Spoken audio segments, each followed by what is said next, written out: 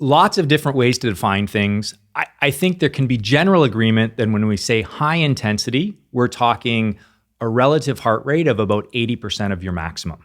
But there's no universal definition for high intensity training or high intensity interval training. But that would be a typical or average threshold. So about 80% of max, you're working pretty hard, but it's not an all-out sprint. Again, the other I in there is just intermittent. So this idea of going relatively hard, backing off, and repeating that pattern a couple of times.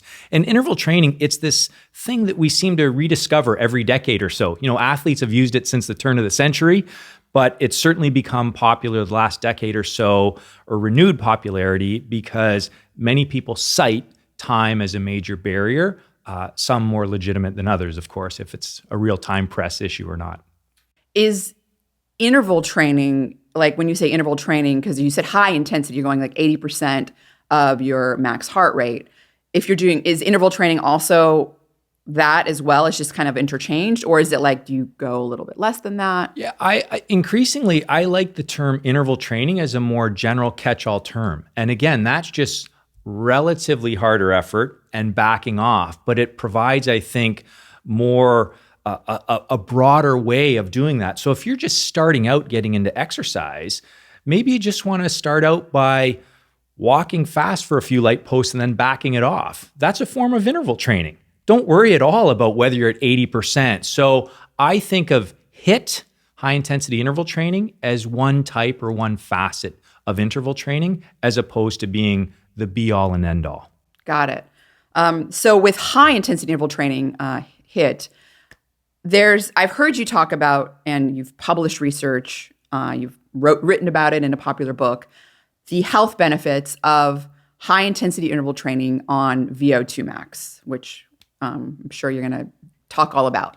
But recently, there's been another form that's become very popular of training for improving VO2max, which is zone 2 training, as defined by a lower intensity sort of lactate threshold training.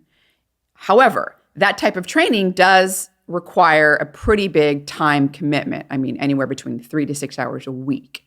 So can someone achieve similar improvements or really good improvements in VO2 max from doing, let's say, 20 to 25 minutes of high intensity interval training 3 to 4 times a week? And if so, what are we leaving anything on the table if, we're not doing that long duration sort of zone 2 type of training?